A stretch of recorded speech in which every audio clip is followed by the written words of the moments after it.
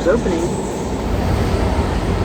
Step back to allow customers to exit. When boarding, please move to the center of the car. Step back to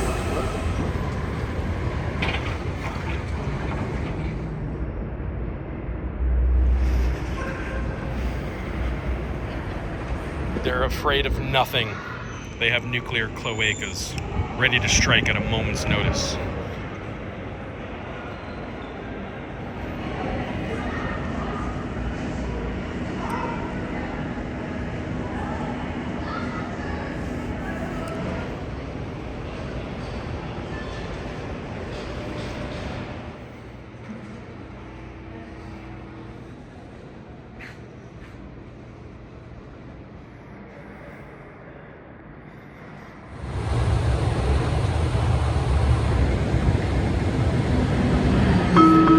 doors opening.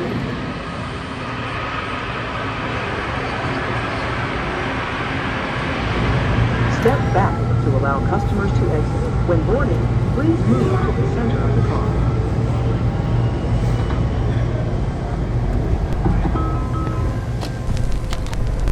YouTube.com/Sal. Come and join us. Go subscribe now.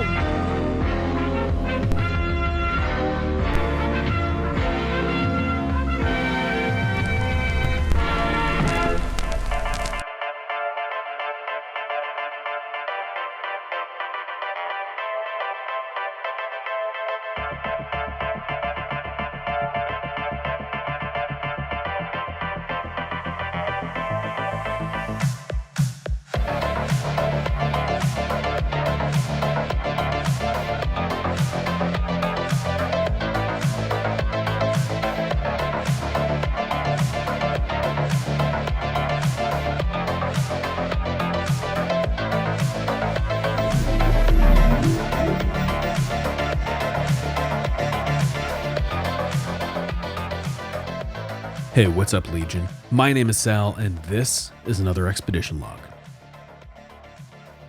In my previous episode on the Crystal City Underground, many of you asked me to produce an ExLog on the Washington, D.C. Metro.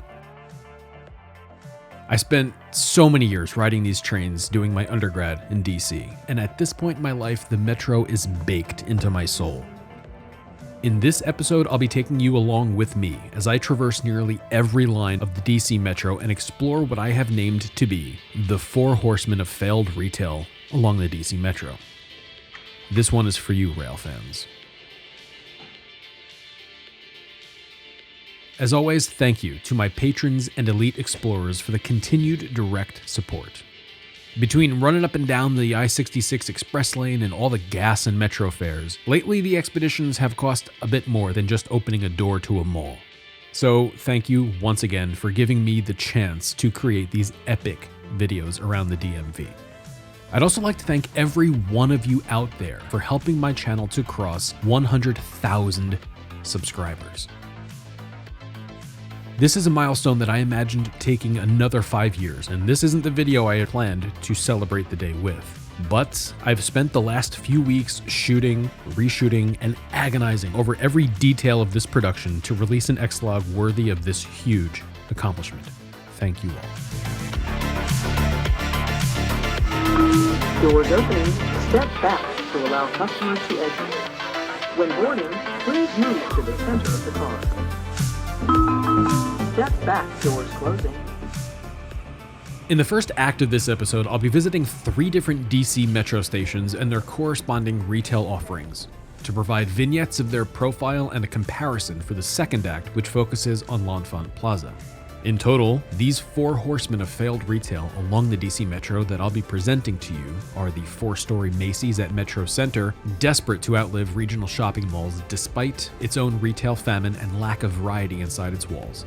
Gallery Place, the anti-mall, waging war on the ideology of what the definition of a regional mall should be. Union Station, resilient in recent years, aiming to conquer the world of retail by proving that transit hub malls can be successful in the face of impossible odds.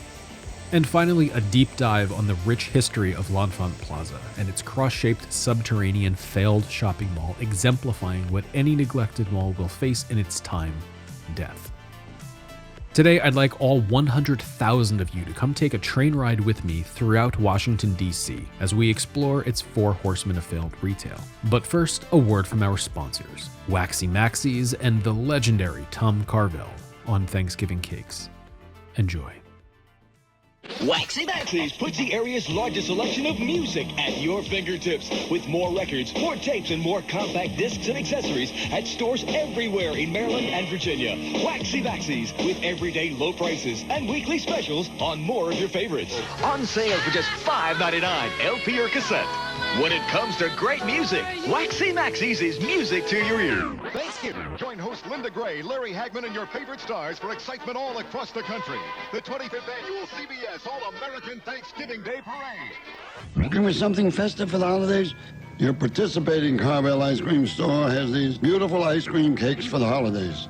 Tom the turkey, who speaks turkey language as bad as I speak English. Priscilla and John, the lovers who never did find Plymouth Rock. And then we have Dumpy the Pumpkin. How do you like these special molded gift cakes for the holidays? At your participating Carvel ice cream store, thank you and have a happy holiday.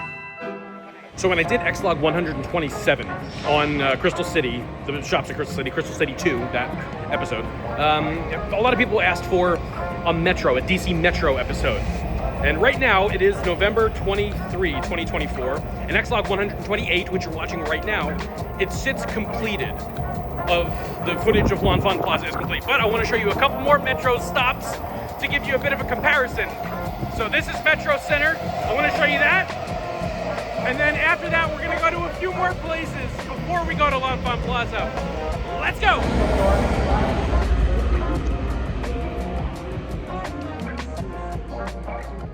Welcome to Washington, D.C. This is the Metro Center Station at 12th and G Streets, constructed in 1976 as the central hub to the DC Metro rail system, now just called the DC Metro. But 80 years before the Metro opened, the Baltimore, Maryland-based Hecht Company had expanded their business into Washington in 1896, and by 1925 they had finished construction on a new flagship location at 7th and F Streets Northwest.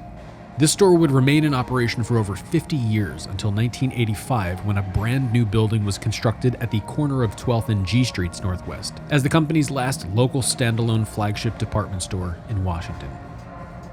The store was converted to a Macy's in September 2006 after being acquired by Federated Department Stores, and it remains most of its original aesthetic except for a few changes brought about in a 2003 remodel.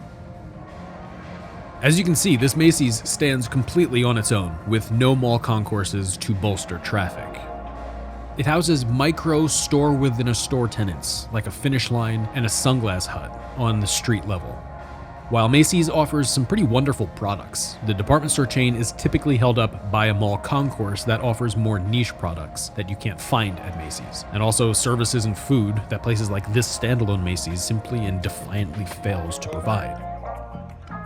Going out of your way to visit this Macy's will only make you wish there was an accompanying mall concourse with a more robust selection rather than what you're seeing here, which is a retail famine inside these walls.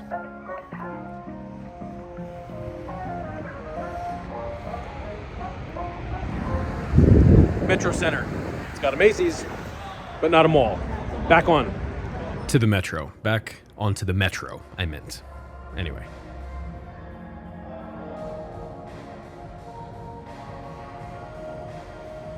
With Macy's constantly making headlines with store closure lists each year and news of employees embezzling hundreds of millions of dollars in fake expenses, the future for this retailer is looking increasingly grim.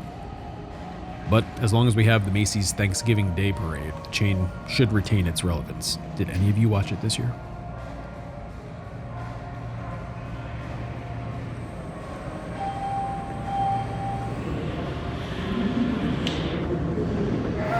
That's our train, right there. The one going to New Carrollton comes in 7 minutes.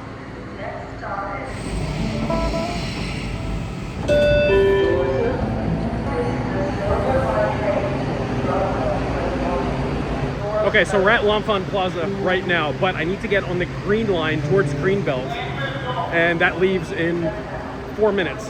Let's go. And we're gonna head over to Gallery Place. Let's go see it. Wait, what? Hold on. Okay, so we're about to catch the train to Greenbelt to take us to Gallery Place, and that's going to be here in 2 minutes. Step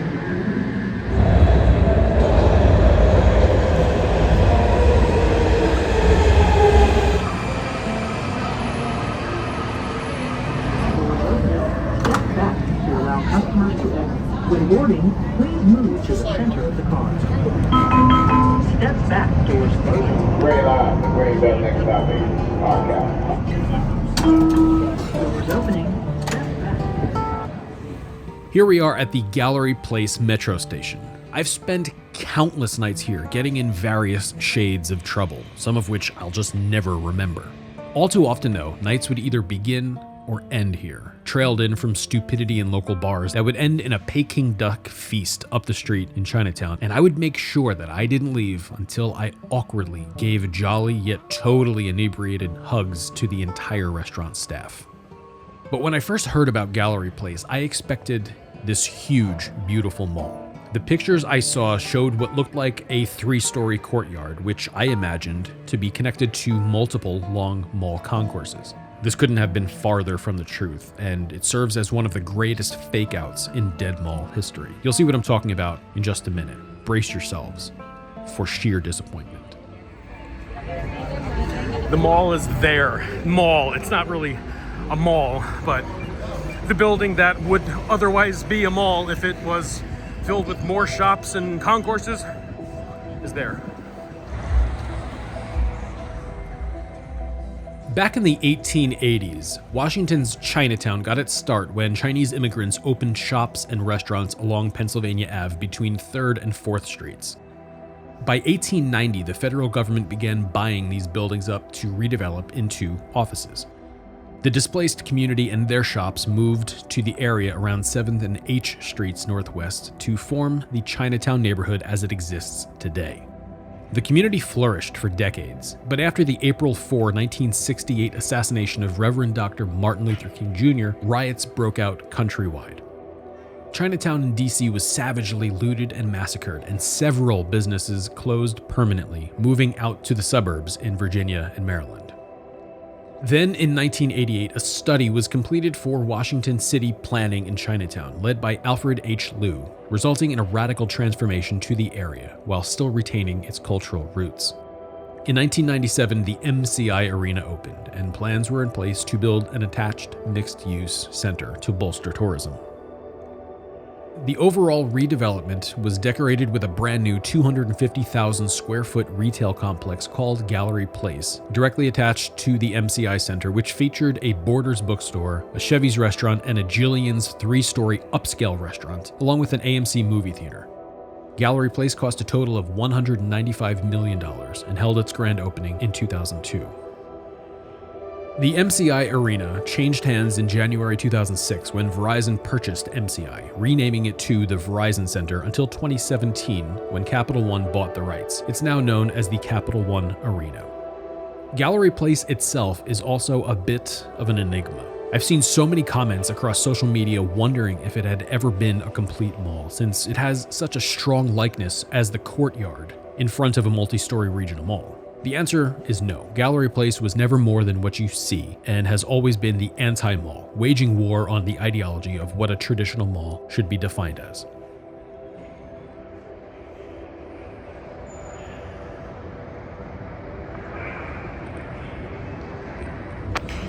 Okay, so that is Gallery Place. Again, it's a little closer to a mall, but there's really not much mall here. There's maybe like a quarter of one concourse of a mall here, and I would never qualify this as a mall. It's a metro stop that's got restaurant, movie theater, and the Capital One Arena. And I have spent so many birthdays here, so many celebrations here, especially right here at this Clyde's and around Chinatown in general. I've gotten into some light trouble. Okay, so let's get back on the metro, and we're gonna go to another metro stop. So as we make our way to the metro to go to Union Station, in a second I'm going to show you where the old Spy Museum used to be, and I know that there's only one location now at L'Enfant Plaza, but I want to leave this bit in to dispel some mistruths that I've seen online. Okay, by the way, so we're in Chinatown right now. I just showed you Gallery Place. And right back here, there is the Spy Museum. Now, I have heard and seen on like Google reviews and Yelp stuff that people are like, L'Enfant Plaza is near the Spy Museum. It's not true. It's kind of true. There is another Spy Museum near L'Enfant Plaza that I will show you the outside of when we do the L'Enfant Plaza tour in this episode in just a few minutes. But let's go back on the metro and we'll go see another retail stop at some other metro stop. I'm not sure where we're gonna go. So the place that I was just pointing to, that's where the old Spy Museum used to be in Penn Quarter on F Street. I'll talk about it a bit more later in the episode, but the old one closed in 2015 and the entire museum moved to L'Enfant Plaza just a few years ago. They're playing the Tchaikovsky Piano Concerto, and it's not like a busker. I'm not gonna play it because of copyright, but they're literally playing Tchaikovsky's Piano Concerto. Awesome. It's not the Tchaikovsky Piano Concerto, it's Tchaikovsky's first piano concerto in B-flat minor. He actually wrote 3 of them total. For all of you music history nerds out there, I meant the B-flat minor piano concerto, the famous one. All right, our train that we need is going to Glenmont on the red line. That just left. So let's see how long it's gonna take to get to the next one.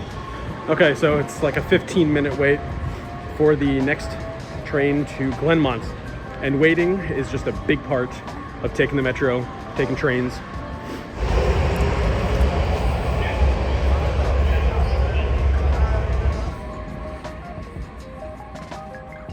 We're currently making our way back through the metro to hop on the red line towards Glenmont. This will take us to Union Station, our 3rd location. I covered the full history of Union Station back in ExLog 86 with footage that I shot in January of 2021, so go check that out if you'd like a comprehensive video tour and historical narrative.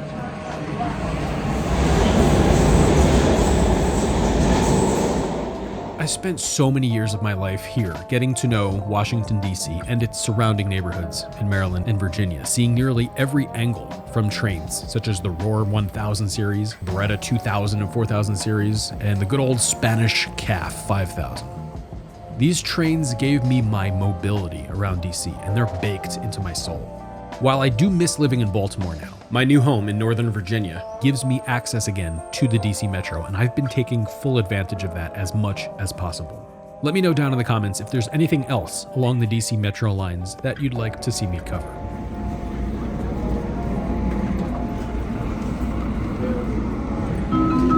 Step back towards closing.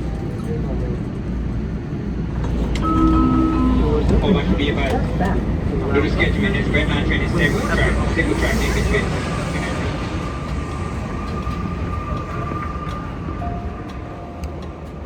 Back when I was doing my undergrad in DC, I didn't have a car, so my life just revolved around taking the metro, and my voyage would always begin from either Rhode Island Ave in Brentwood or the Brookland station near Catholic University. I would take the metro to the U Street station for greasy nights that usually wound up at Madam's Organ and finished at Ben's Chili Bowl on the way home. On school days, I'd take the metro up to the Kinko's near Metro Center so I could get the music I was composing for class, lessons, and performances printed on huge paper and bound for the performers that were about to play my pieces. There were out-of-control nights around DuPont Circle, playing operas around the Embassy Circuit and ambassadors' homes.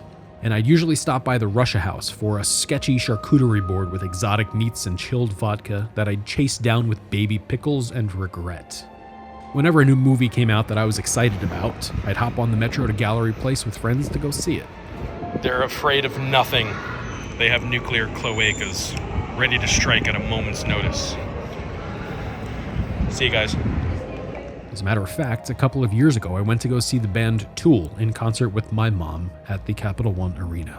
Now that I'm thinking about it, actually last year I was even at Gallery Place for my day job to see a Wizards basketball game, followed by dinner at Clyde's. And when we came into town, we came in through Union Station.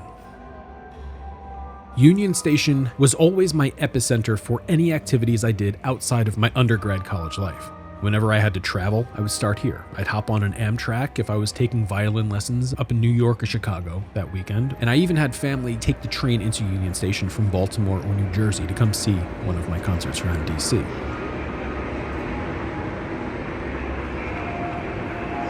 Okay, so we're back here in Union Station, and it looks like it's doing quite a bit better than it was when I filmed it a few years ago in ExLog 86.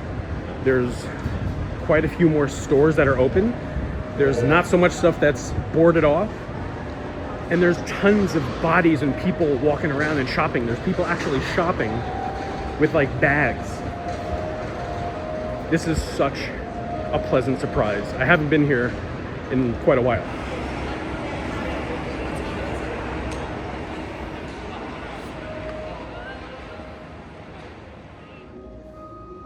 We last left off in ExLog 86 with the story of Union Station up in the air, with Ben Ashkenazi looking to revitalize the property, which was leased to him by Amtrak. He's done a fantastic job so far, and it really looks like things have turned around for the retail portion of Union Station.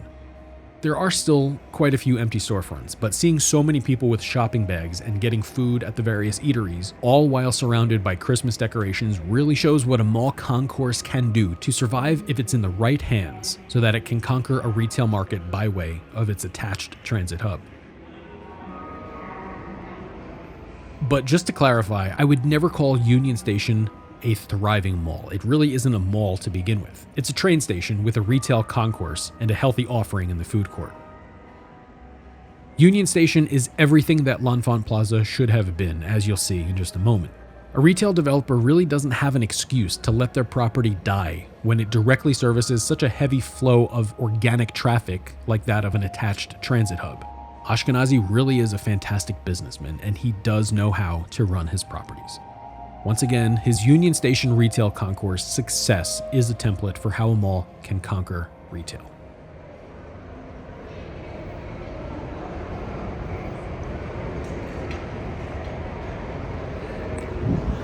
Okay, so far we've seen the Macy's at Metro Center, we've seen Gallery Place in Chinatown, and we've revisited Union Station here in DC.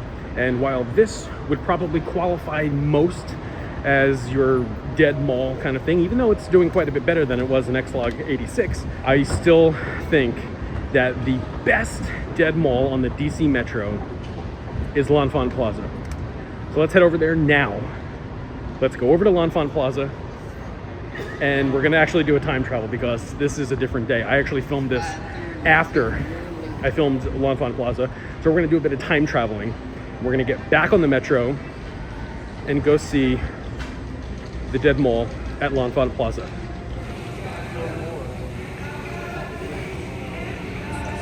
Wait, Sbarro's got a rewards program?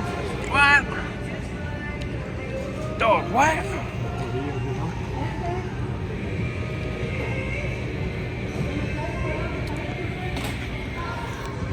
Okay, Sbarro looks like, what?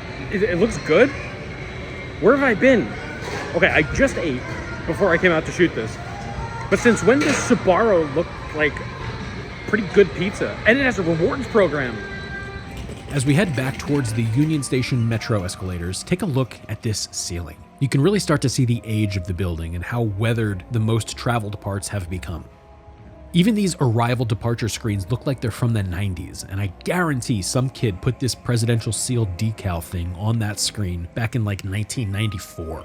And it's gone completely unnoticed since.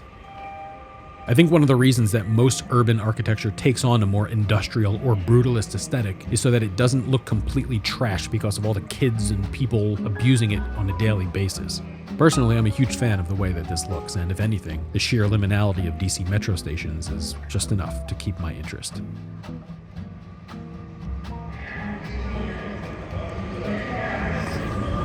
Okay, so I'm waiting for my train right now. We're gonna take the red line towards Shady Grove, and we're gonna hook up with the yellow line at Gallery Place, and we're gonna take that down to L'Enfant Plaza.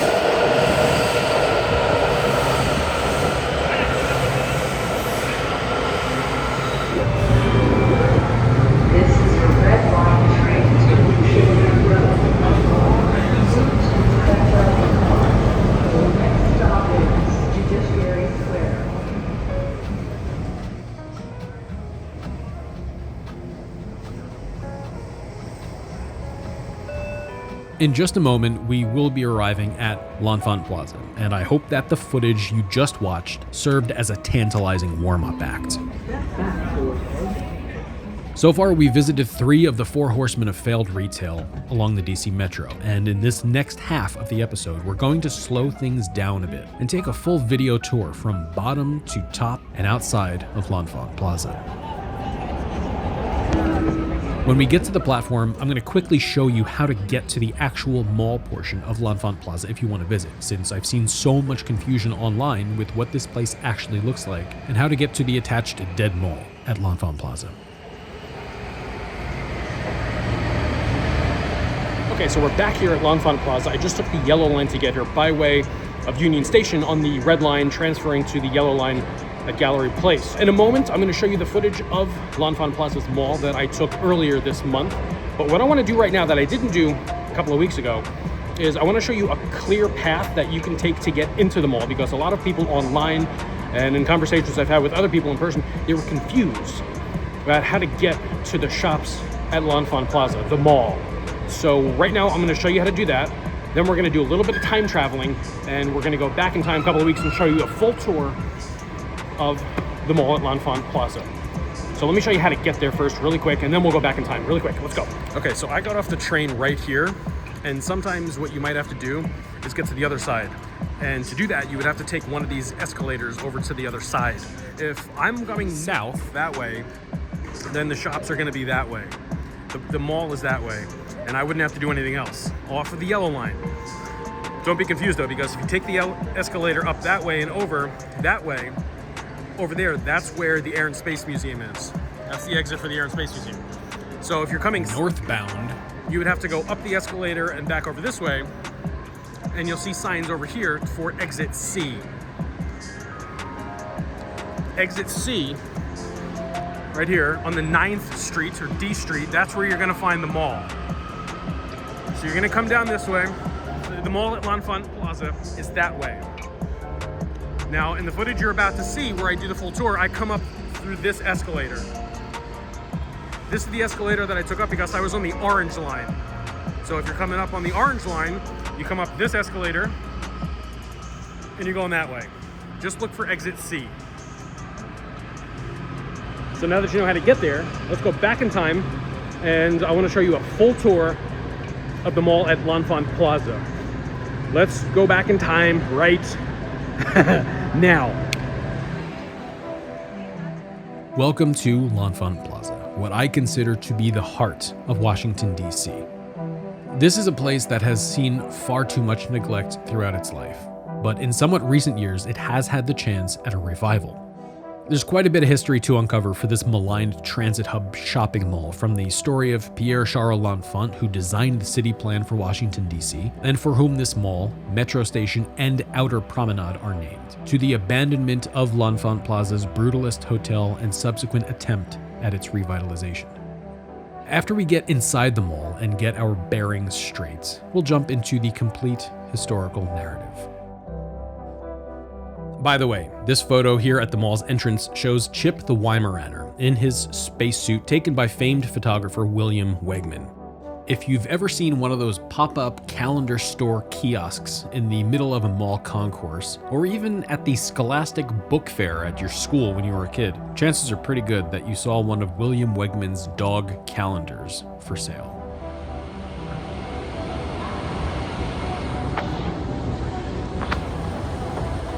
Okay, so you remember in a previous episode, recent episode, I was talking about all the crazy steep escalators in Washington, D.C. on the D.C. Metro. This is definitely one of them.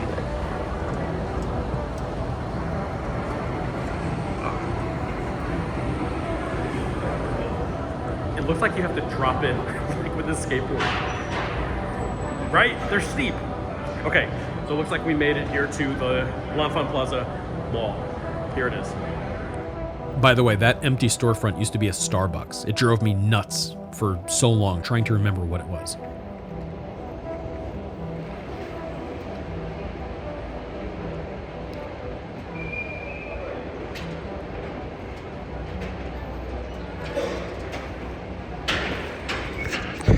Okay, I've been waiting here for the digital mall directory to change for like 2 minutes now, but it keeps like changing to different ads.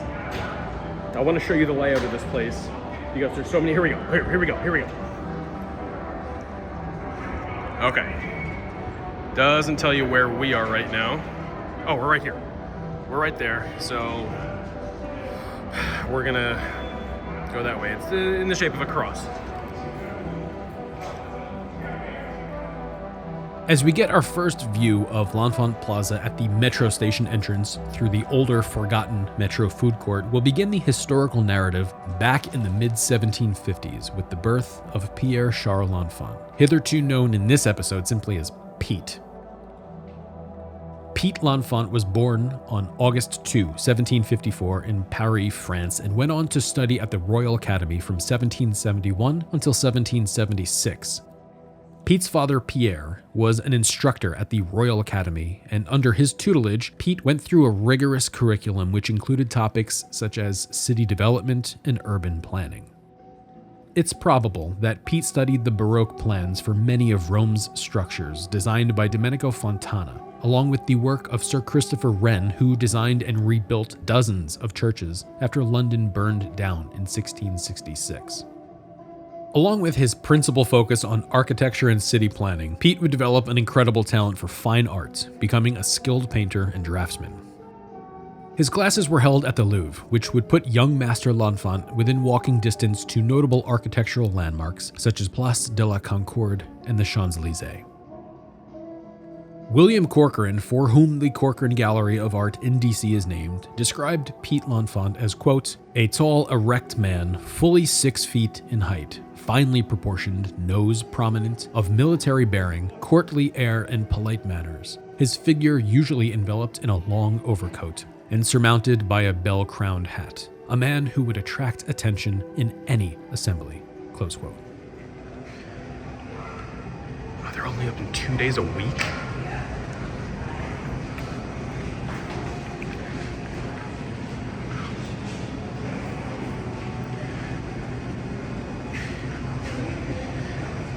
This store's only open 6 hours a week. In 1777, 1 year after the American Revolutionary War began, Pete was enlisted to fight in the United States, to serve in the Continental Army, and he formally changed his name on paper from Pierre to Peter, and he was ultimately commissioned as a captain in the Corps of Engineers on April 3, 1779. Just so all of you can keep your bearings straight, this used to be the Lowe's L'Enfant Plaza Hotel that sat abandoned for years and then subsequently turned into a Hilton. We'll talk about that a bit later. Pete worked closely next to General George Washington at Valley Forge and developed a close rapport with the Commander-in-Chief of the Continental Army. It was during this time that Marquis de Lafayette, a fellow Frenchman who also enlisted to fight alongside the Continental Americans in the Revolutionary War, he hired L'Enfant to paint an official portrait of George Washington as Commander-in-Chief. Pete would make numerous other paintings and sketches during the war, most notably his 7.5-foot long painting of Washington's tent at Verplancks Point, which is thought to be the only known wartime depiction of Washington's tent by an actual eyewitness. You can find this painting at the Museum of American Revolution in Philly. The Revolutionary War ended and the Continental Army was disbanded in December of 1783. Pete moved up to New York City, taking up a post-military career as an architect, and by April 1789, the newly ratified Constitution of the United States had taken effect. The Constitution gave the newly organized U.S. Congress authority to establish a 10-square-mile federal district, and Pete L'Enfant immediately wrote to then-President George Washington requesting to be commissioned to plan the city. The decision was finally made by July of 1790, when the first U.S. Congress passed the Residence Act to set the site of the national capital, and in 1791, President Washington appointed Pete L'Enfant to plan the new national capital named the City of Washington. So this is where I mention how Pete's entire plan for the city of Washington revolved around streets meant for horse-drawn carriages and winding pathways designed in such a way that would easily thwart an incoming threat, or at least to give the military enough time to prepare a defensive strategy. Pete died on June 14, 1825, and then vehicular traffic suddenly appeared 125 years later, after the end of World War II in the 1950s. It was at this time that residents of Washington, D.C. realized that their city was still designed for horses, and that it was the absolute worst place on Earth to drive, and remains the worst place on Earth to drive to this day in 2024.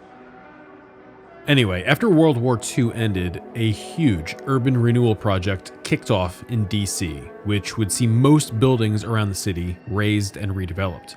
This included the Southwest neighborhood and its majority of Victorian townhomes, which the city took by way of eminent domain and subsequently demolished to make way for a brand new development that would act as the gateway to Southwest DC by way of the National Mall. There's metal detectors and security and key card access, and we're not going there right now. There's more of this mall.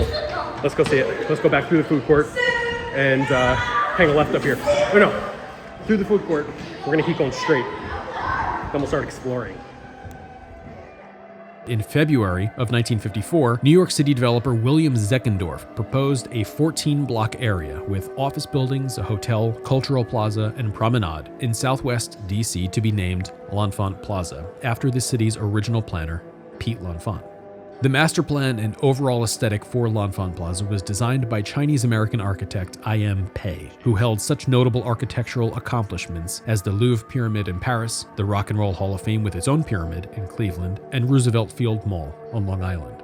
Plans for L'Enfant Plaza would move and stall over the next 10 years, and by November 1964, Zeckendorf failed to bring his plans to fruition and was forced to sell his rights for the entire project. It is Saturday, 2:10 p.m. She's not open. Oh, I guess they are open. She just kind of went in. Okay. Okay, there's shops this way. It's over this way. There used to be shops this way, even though the sign still says it, but these days there's just a defunct dentist office and the District of Columbia Department of Motor Vehicles, which actually flanks the north entrance to L'Enfant Plaza, which I'll show you in just a second.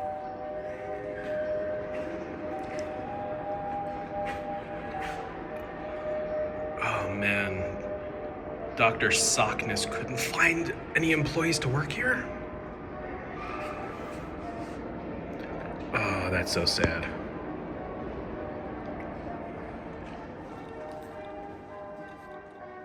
One of the biggest things that struck me as I was walking around L'Enfant Plaza were all of the strange and shortened hours for all of these businesses. Like that shop that was only open for 6 hours a week, and the Phoenix hair studio that has one seat. It's just weird. If the place is struggling, you would think that these store owners and tenants would keep their businesses open a bit longer, especially on the weekends. I don't know, at least that makes sense in my head. Oh, it's one of these places. With the suites inside, I guess. What's up? Yeah, please go ahead. Anyway, Zeckendorf's stalled L'Enfant Plaza development plan was purchased by the L'Enfant Plaza Corp., which was a syndicate led by former U.S. Air Force Lieutenant General Elwood Quesada and Chase Manhattan Bank President David Rockefeller, grandson of American business magnate John D. Rockefeller. Quesada and the Rockefeller family each owned about 39% of L'Enfant Plaza Corp.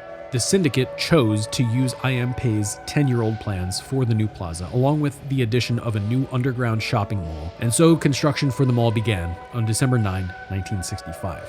After 3 years of construction, L'Enfant Plaza's shopping mall, named La Promenade, designed by Edwin F. Schnedel, was formally dedicated on Saturday, November 16, 1968 at a cost of $23 million, which, adjusting for inflation, would cost about $200 million in 2024. Okay, so that looks like it's just an office building. I'm gonna go back downstairs and see if there's any more mall concourse. I think there was, off to the right up here. 1 year later, in February 1969, ground was broken for the West and East L'Enfant Plaza buildings, designed by Czechoslovakian architect Vlastimil Kubik. Kubik's work was mainly in a modernist style, but as you'll see when we head outside, the buildings not only take on a classic 1960s geometric stance, but they're made entirely of concrete, along with most of the other buildings around L'Enfant Plaza. This blatant use of concrete with bold 90-degree angles everywhere forming the majority of the structure are main tenets of the brutalist architectural movement. Throughout Washington, D.C., you'll find endless architectural examples of not only brutalism, but Beaux-Arts such as Union Station and neoclassical buildings such as the U.S. Capitol. By 1972, the U.S. Postal Service purchased the West Building at L'Enfant Plaza to be used for its national headquarters, which it still uses to this day. The USPS headquarters is directly in front of us right now. We'll see that storefront in just a second. The East Building would become the 378-room Loews L'Enfant Plaza Hotel and was co-financed by the Loews hotel chain. The general contractor for both buildings was the George Hyman Construction Company, known today in 2024 as Clark Construction Group. The Loews L'Enfant Plaza Hotel opened with a 3-day celebration and dedication on May 31, 1973, and had a final cost of $30 million, or $250 million in 2024. When La Promenade, L'Enfant Plaza's shopping mall, opened, a small movie theater was also opened called L'Enfant Theater, which opened on November 14, 1968. The theater was situated at the street level with its entrance passing underneath the 10th Street Mall next to a parking garage. But the problem was nobody could really find the place, and it closed 1 year later in December of 1969. By 1981, a holding company based in the UK named Eastern Realty purchased a partial stake in L'Enfant Plaza for an undisclosed amount, which included the plaza itself, La Promenade shopping mall, the north and south buildings, and the Loews L'Enfant Plaza Hotel. A few years later, the defunct cinema phased back and forth between use as the American Theater for plays, and then back to a movie theater until 1988, when it was ultimately shuttered and purchased by the National Transportation Safety Board. Okay, so it looks like a dead anchor, but it's the weekend, and that is the United States Postal Service headquarters, so that is most certainly not dead. It's just closed for the day. But it looks like a dead mall anchor that's been closed, but it's not. I want to see what's downstairs, though.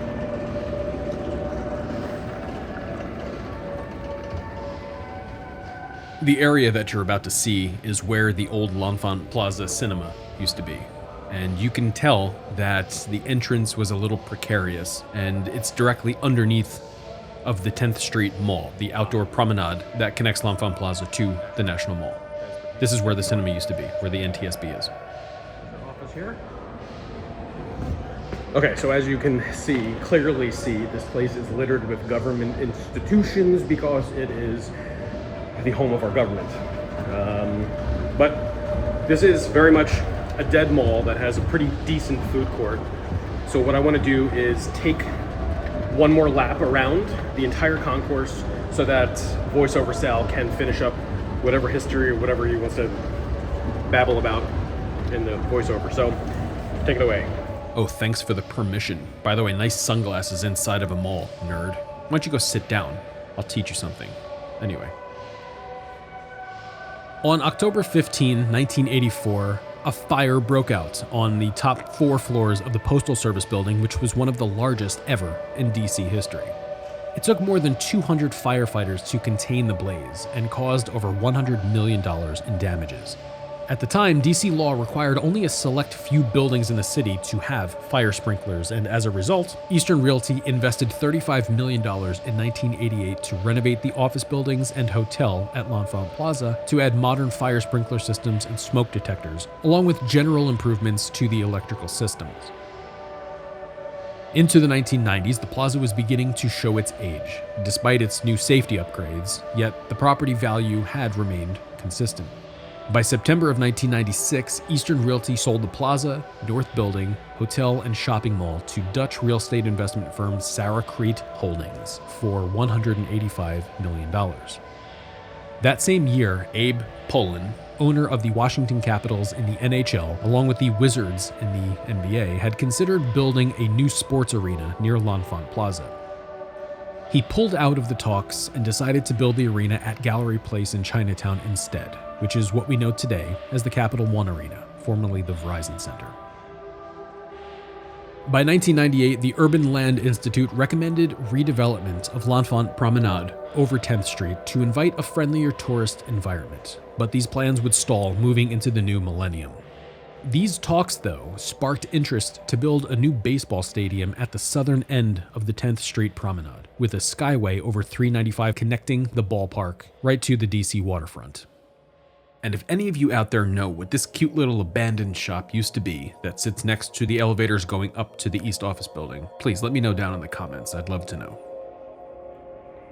Okay, let's see where this goes. Let us see. Going up. What floor are we on right now? PR4. Retail Plaza.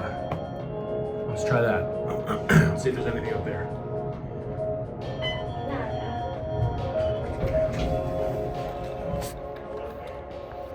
No.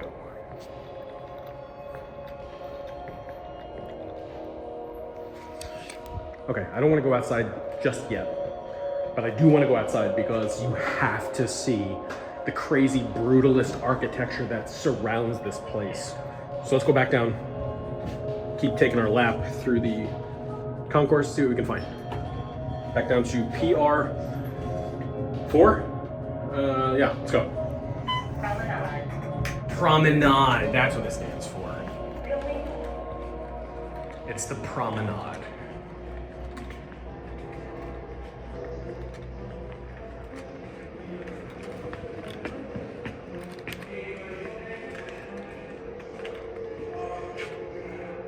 Club room, oh, like a private event space.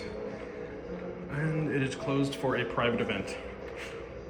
I suppose the private event is a gathering of vampires. What?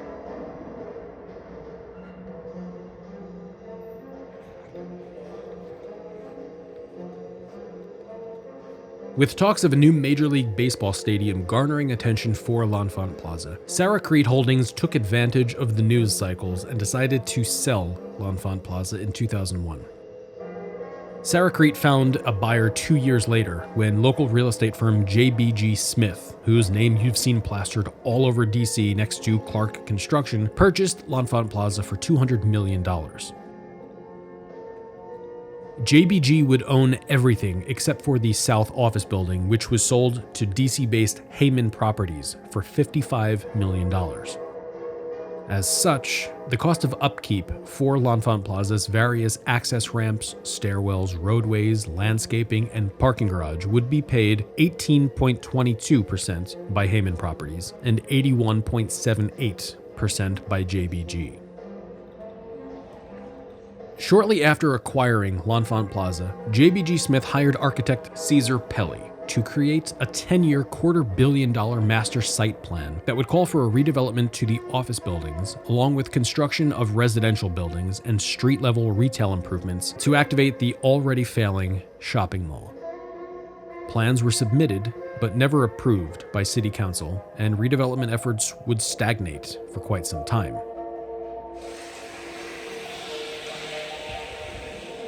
City officials eventually withdrew support for the L'Enfant Plaza baseball field and skyway, and the stadium would later be constructed in 2007 at the southeast neighborhood of DC, known today as Nationals Park.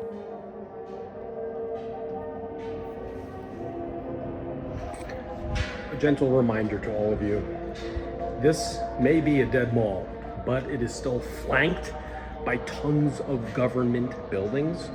And these corridors can lead anywhere, but it's not a normal everyday dead mall. Let's go back into the concourse, then we're gonna finish up our tour, and I'm gonna show you the outside, the brutalism wall. In a few seconds, you'll see these columns that look like someone's playing Tetris. Those are super expensive LED boards that were a gigantic part of the marketing for when this entire plaza was redeveloped. And now they're just completely broken. If they're ever fixed and any of you noticed that, please let me know down in my comments.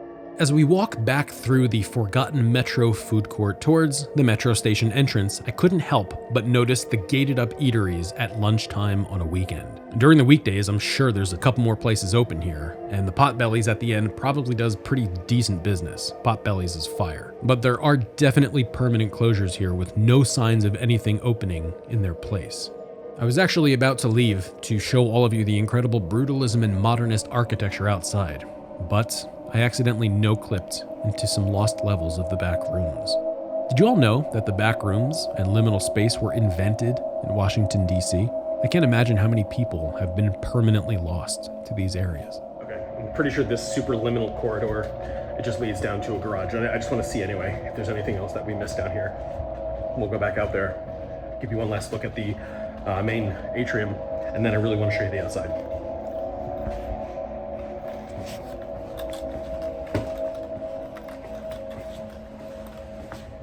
Okay, let's go this way.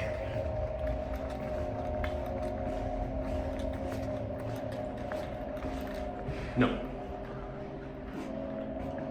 No, that is another government building. That is the L'Enfant Plaza jail. Oh my god, these are totally the back rooms. Oh, what? It's a mechanical room. Oh my god, it just keeps going. Emergency exit. Garage. Elevator? What? What? Oh, that door's never opening again. Oh, okay.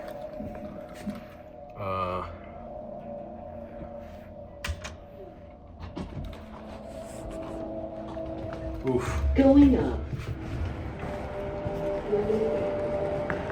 Oh, okay, so we are at street level.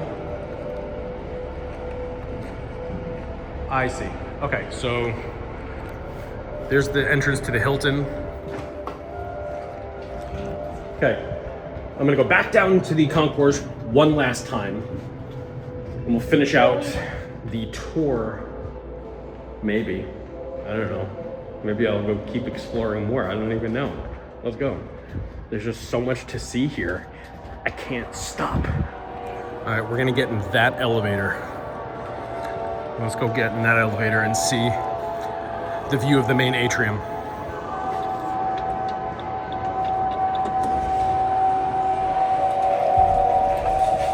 Okay, 2 floors.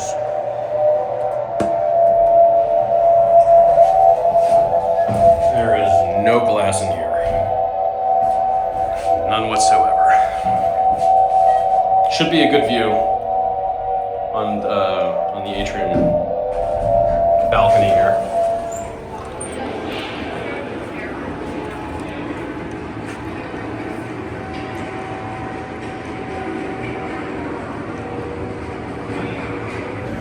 So if you look for this place online, most of the, if not all of the marketing photos that JBG Smith puts up are of this atrium. But the mall actually has quite a bit of concourse space to it.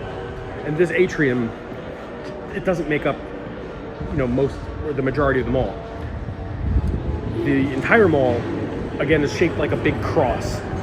And there's one main long concourse that goes down to the metro. I'll show you this right now. That goes down to the metro, that concourse. And if you walk out of the metro, you'll get to the food court. The Spy Museum is right there, and the US Postal Service headquarters down at the very end there. So, and there's also the transportation board down in the basement. But there's a lot of government stuff here. There are a lot of governmental agencies that call this place home, despite the fact that the food court is pretty well stocked, and it's probably super busy during the weekdays. I would still call this a dead mall, for sure.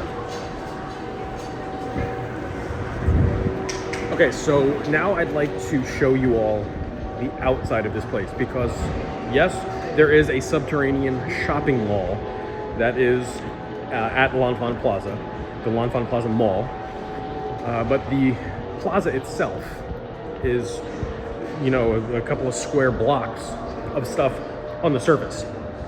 So I'd like to go out there and explore the outside a little bit. And I know a lot of people always leave my videos when I go outside the mall, but you really want to stick around. There's a lot of really cool stuff outside. And I will come back in to show you the mall again, and I'll even go back into the metro so the metro and rail nerds can see the metro again. So let's go outside.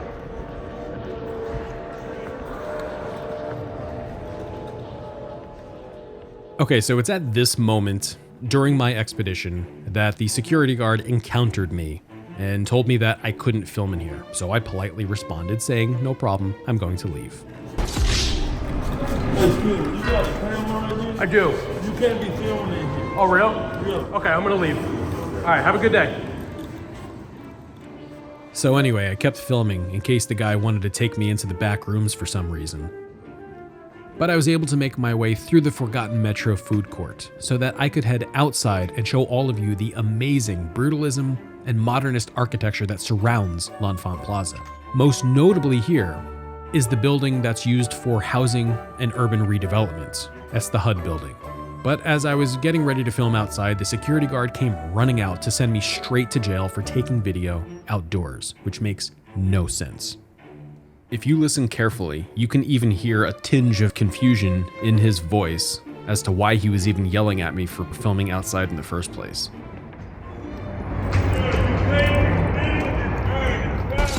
I'm outside. All right, fair enough. Chances are pretty good that Beauregard, the power-tripping DC mall cop, has my picture up on a dartboard somewhere down in his greasy security office, and he's just waiting for the day that I come back. And by the way, I do come back to L'Enfant Plaza in this very episode. There's still like 20 minutes left in this ExLog, so if you're thinking that the episode's over, it's not. Stick around, there's still some pretty awesome stuff to see in this episode.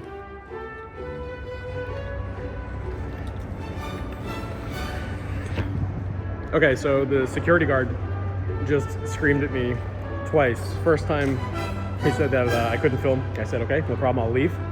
And then I came outside the mall, and he came outside again and said, you can't film here, they're filming you.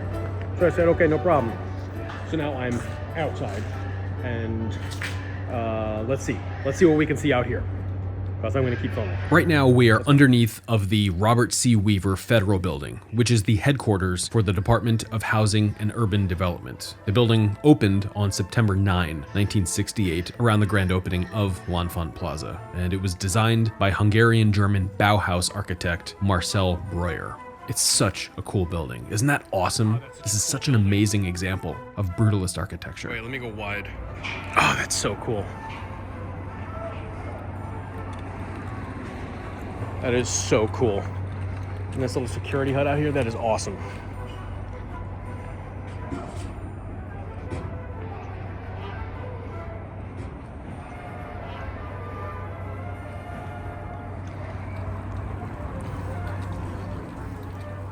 Right now, we're headed away from the HUD building, but let's get back to the history. A redevelopment effort at L'Enfant Plaza began in 2006 when JBG Smith secured a $242 million loan against their mortgage for this property. At this time, though, L'Enfant Plaza was falling apart. Bricks from the esplanade were broken everywhere, and the landscaping looked like an abandoned mall parking lot. The surface really did look like something out of Chernobyl after the disaster, and I distinctly remember visiting this place with friends back during my undergrad years and committing to my memory just how awful and dystopian it looked.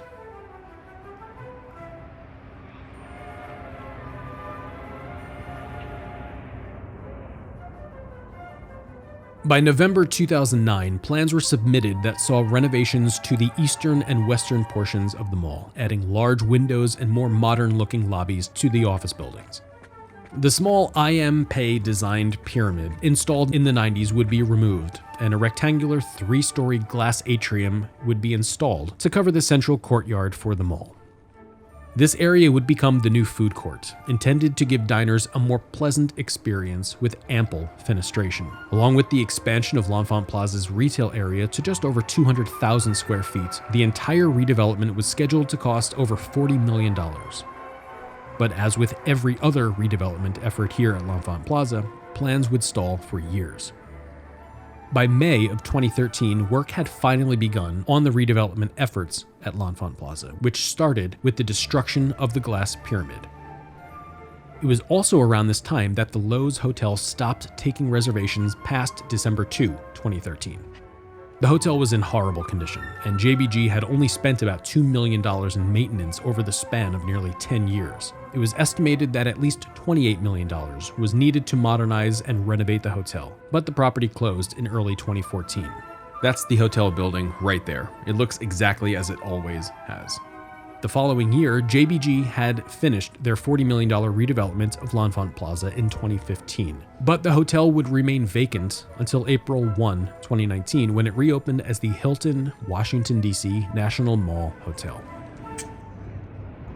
That hotel behind me, that's the Hilton.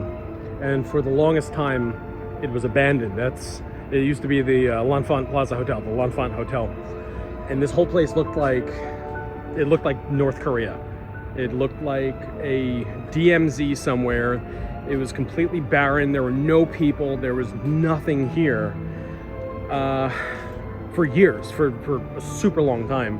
I went to do my undergrad in DC, and whenever my friends were in the area, we'd visit here. It was always like the sketchy place to go because it was so empty and there was just nothing. Just creepy abandoned hotel.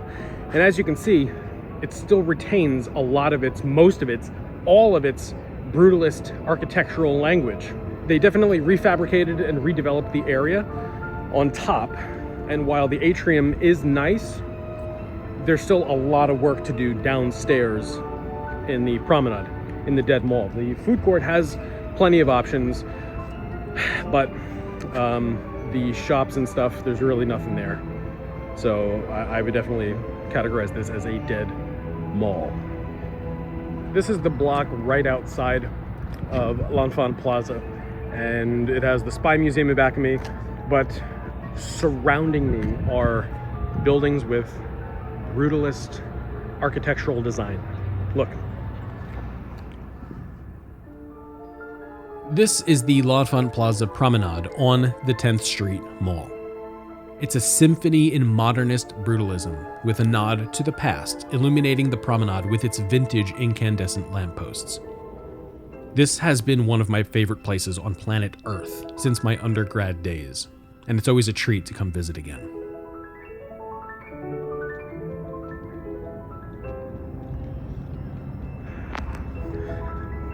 Look, this building doesn't even have windows.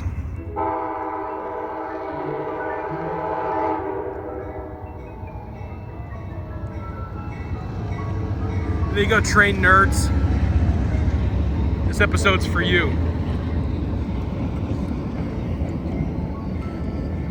Brutalism and train nerds.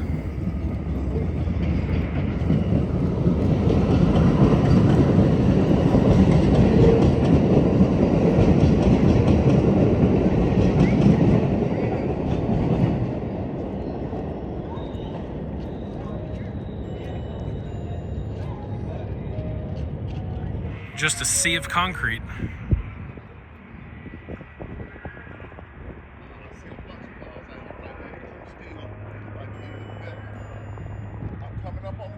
The U.S. Department of Energy uses the buildings along the 10th Street Mall as its main offices, and there's even an equally dystopian kindergarten here for employees to drop their kids off in the morning before work. While I do understand that there's no activity here in the footage you're looking at because it's a weekend, it really does feel like a DMZ, or military-controlled area somewhere east of Belarus. Oh my god, the smell.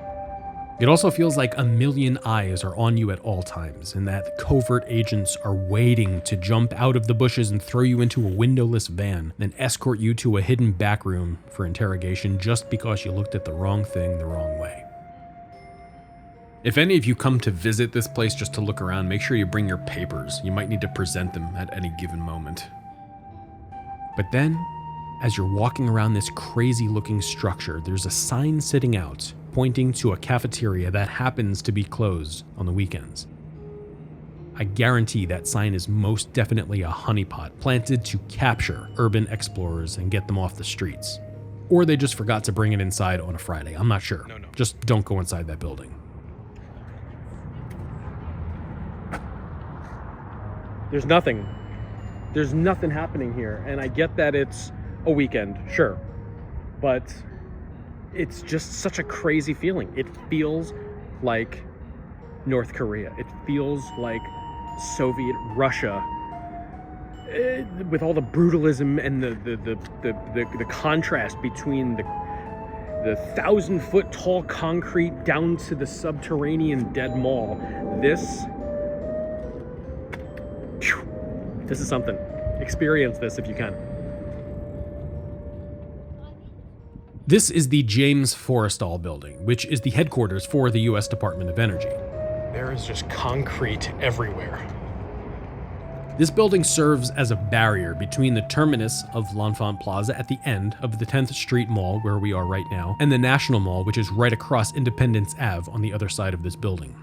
The modernist brutalism of Washington, D.C. is truly accented at the end of the 10th Street Mall, but IMP aggressively fought against construction of this building, arguing that it would ruin the promenade's view of the National Mall. Mr. Pei lost that battle, and a sea of concrete now surrounds our view of the Washington Monument here at the end of L'Enfant Plaza. The mall, the L'Enfant Plaza Mall, is just over there, just past that building on the other side. I do love brutalist architecture, but I would absolutely agree with Mr. Pei that the view of the National Mall from the terminus of L'Enfant Plaza was most certainly ruined. Earlier in the episode, during the bit on Gallery Place, I mentioned that there were 2 spy museums in DC, which is false, but I decided to keep it in to clear up some confusion. The original spy museum at Penn Quarter, near Chinatown, closed in 2015 and opened this new building in 2019 at a total cost of $162 million. There's actually a sick James Bond exhibit running until September 2025, and all of you should go check it out if you can. But as I was walking around L'Enfant Plaza, seeing it for the first time renovated since my last visit during my undergrad years in the 2000s, something struck me. As kids, the people raising us took us to malls, which is a cycle that we repeat as generations in our society get older. Malls, just like our parents and grandparents, age into gray ghosts, and we also age with them. And it's comfortable to walk through the concourse of an unrenovated mall that we shared so many years with. But then one of 2 things can happen. Either the mall grows old and gets demolished to make way for something entirely new, or the mall undergoes an in-place renovation to give its old bones a chance at bringing the same joy it brought us as kids to a new generation while retaining its old structure. Which of these 2 options would all of you prefer? Do you want to retain the structure and modernize it, or do you want to demolish the entire structure and give the whole area something new? Let me know.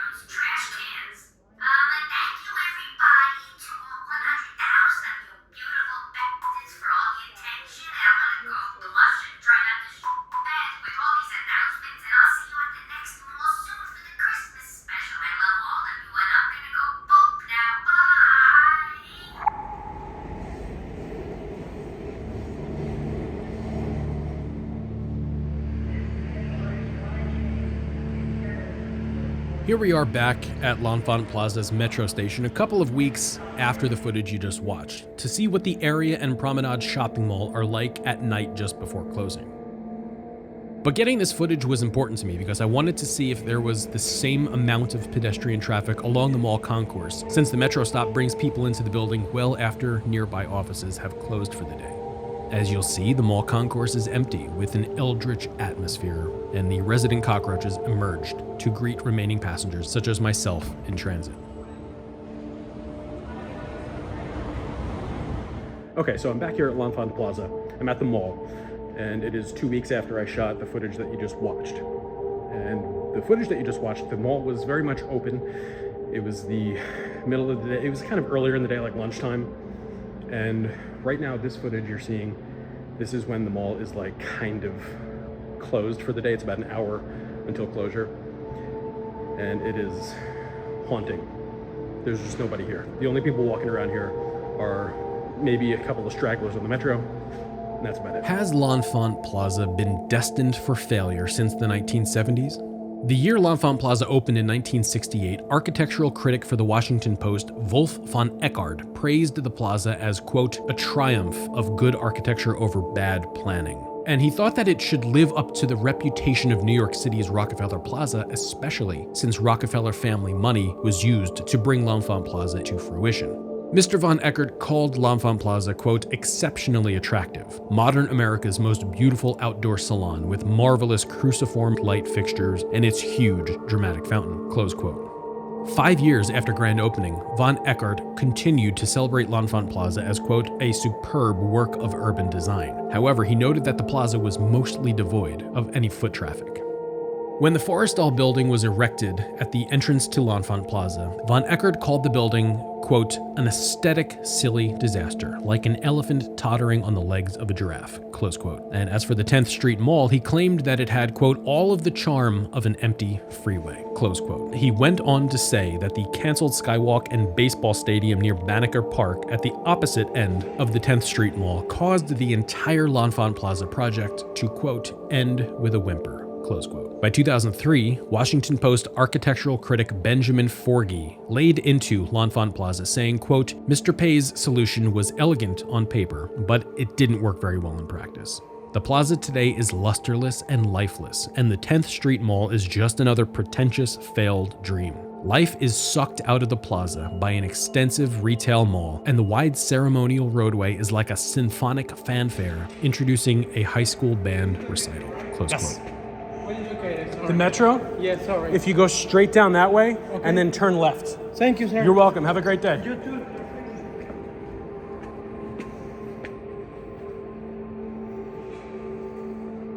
In 2010, an article in the Washington City paper stated that L'Enfant Plaza, quote, could easily contend for the honor of being modern urban design's grandest mistake, close quote, and that the Forrestal building isolates the plaza and its mall from the rest of the city. While L'Enfant Plaza did receive a $40 million redevelopment for its new atrium along with the Hilton and the new Spy Museum, its functionality is the same as it's always been. And in my opinion, while the heart of DC is buried under the sea of brutalism at 10th Street, the soul of DC is most certainly elsewhere.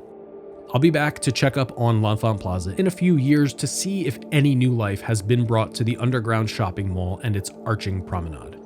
But if any of you locals out there hear of news before me, please let me know down in my comment section or in my social media, links for which are in the description of this video.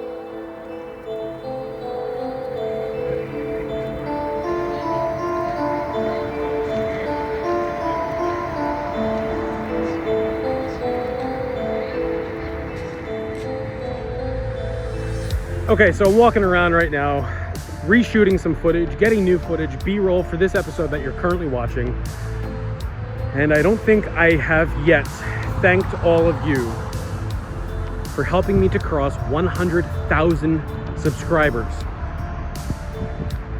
Okay, I didn't think that the day would ever actually come, let alone this quickly. I was settling in for like a 5-year grind with so much content, which I'm still gonna release, by the way.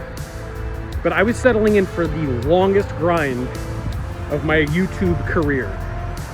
And I had doubts along the way. Every day I had doubts. But I never thought that it would actually come this quickly. So thank you all so much for all of you that have stuck with me for all of these years. For those of you that have donated super chats and have supported me on Patreon. Thank you all so much. I don't know really what else to say. It blows my mind that this many years on, since 2017. So thank you all once again for 100,000 subscribers, millions of views later. To all of you, to the Legion of Explorers. Thank you. Mwah. Here you can see how all these brutalist buildings are surrounding L'Enfant Plaza. It's almost like they're protecting the heart of DC right there. It's pretty cool. I haven't seen that perspective before. The whole thing is surrounded by concrete. I'd like to thank all of you for watching my video. All 100,000 of you out there who graciously decided to click the button to subscribe to my channel and support my efforts traveling the United States documenting the life and downfall of the American Regional Shopping Mall. My goal has been to reach this milestone since uploading my very first expedition log back in 2017, and there's been so many peaks and troughs on my channel in the process. There's been days where motivation was hard to conjure, weeks of boundless inspiration uploading ExLogs during lockdown, and months spent questioning my ability to bring all of you captivating enough content to break through to that eventual goal sometime down the road into the 2030s. Just this year alone, I spent months filming dozens of locations to settle into a half-decade-long grind in an attempt to reach that goal of 100,000 subscribers. But now that I've reached it before even touching that backlog, I'd like to reassure all of you that my work here is just getting started. I have a new goal, and it's huge, and I do believe that the content I'm going to be producing for all of you over the next 5 years will get me to that goal. This Thanksgiving, I'm thankful for so much. First, to my patrons and elite explorers who have directly supported my efforts over the years, and to anyone that has recently purchased merchandise from my website. Thank you to my family who have always empowered me to get this far as a man and a producer. Thanks to DMod, my Discord server, and our SEAL members, and the strong community of Dead Mall fans keeping the interest and conversations for this topic alive across various social media outlets. And finally, thanks to Dan Bell for inspiring me to get out there to explore the country with my camera and galvanizing me to always explore my creativity. All of you rock so hard, and I'm eternally grateful for the help you've given me in reaching this milestone. I'll be back soon with my Christmas special in ExLog 129, covering Tyson's Corner, the most successful mall I've ever seen. But until then, please take care of yourselves, Legion. Stay safe out there. Thanks once again for helping me to pass 100,000 subscribers. And have a fantastic day.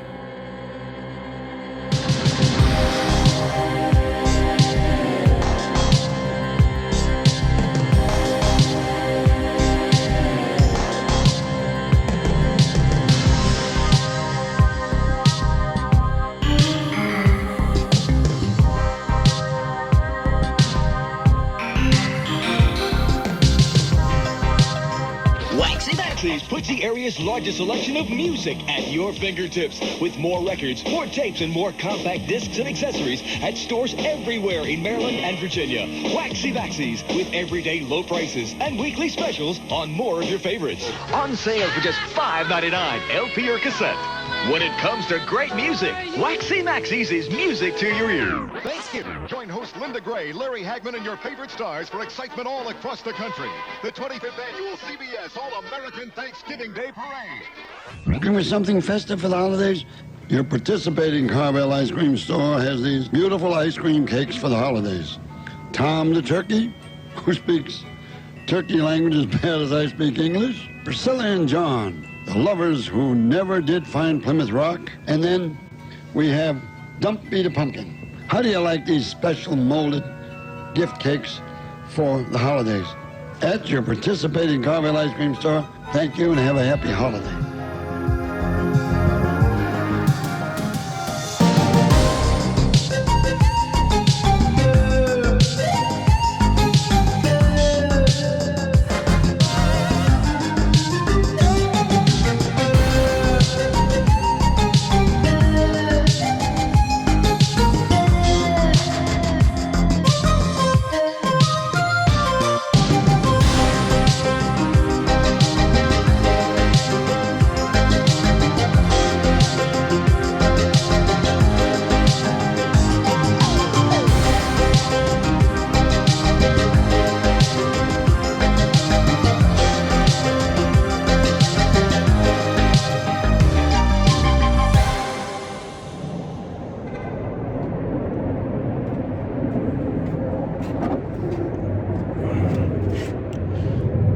Hey, what's up, Legion?